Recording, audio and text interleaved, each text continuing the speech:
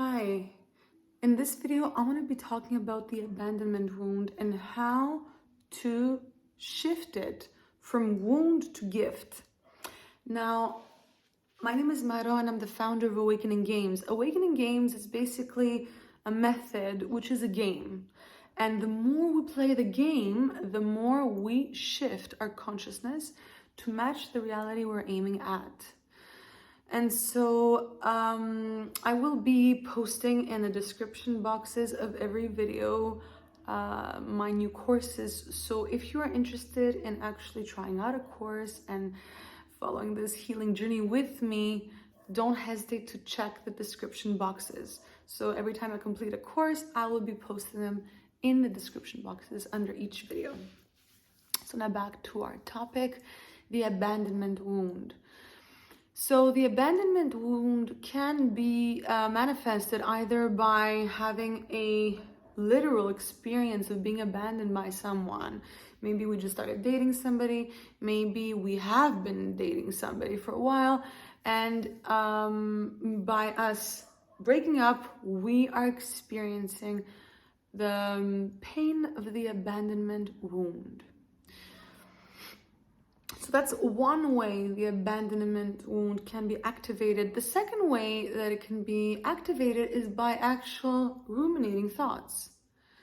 So you see, we have actually experienced abandonment when we were younger by our caregivers, one or both. Maybe they were physically absent or they were physically present but emotionally absent. So because we experienced it at that age, that we were very suggestive and we were very open to being programmed, that programming was instilled when we were at that young age, and ever since it has been playing again and again and again. Why? Because its reason and its purpose for it playing again is for that, it plays out this time and we change the narrative.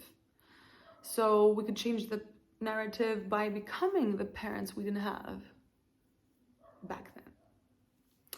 So the ruminating thoughts can be either from a relationship that has ended or a relationship that never began to begin with, which was began to begin with. You know what I mean, right? So we may have created the potential of what this relationship could have been. We've kept that. And because it didn't pan out the way we would expect it to, we are actually reenacting on a subconscious level, right? Which is coming up at a conscious level as well. We're reenacting this abandonment wound, which means that our inner child is waiting for us as adults now to go and love it unconditionally the way we have never been loved before. And so the reason why I like when this wound comes up and shows up is because we have asked to maybe have a committed relationship, right? Have that committed, loving, fulfilled relationship where they're two equals coming to meet each other. And so what I love about wounds and triggers and trauma is that when we are ready to give us on the next level, right, of consciousness, to give us more presence, more love, and more of what it is we're wanting. And when I mean more specifically, right? We could be more specific in what it is we're wanting. Then our subconscious is working with us and is, bringing up whatever needs to be seen, felt, loved, and integrated. So if we're on our journey to become the relationship, become that significant other that we're looking for, right? Become the relationship we're looking for, chances are these wounds will be revealed because on a conscious or subconscious level, we have asked to create that harmonic or actually harmonious union. Our divine union, right? Which we are connected with another human being on many levels. So maybe because we've asked for this, maybe that's why we are confronted with our wounds. Because how else would we be able to take an own responsibility to become whole, right?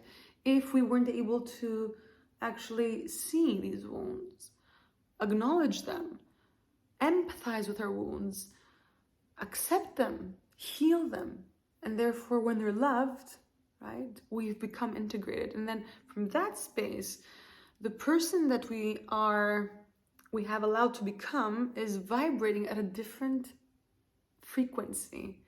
And at this frequency that it's vibrating, we're able to pull in the actual person that we have been looking for, and not the one that's going to come and show us another wound just to leave, right?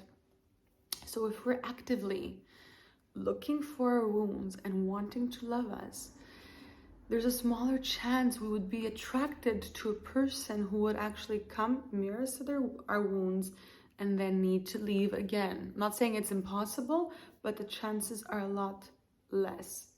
They're slimmer, if that's the right word, you know. They're usually when we're actually attracting people that come and show us our wounds just to leave, is when we are in denial of our wounds and we're not wanting to get to know them. We're not wanting to integrate our shadow self.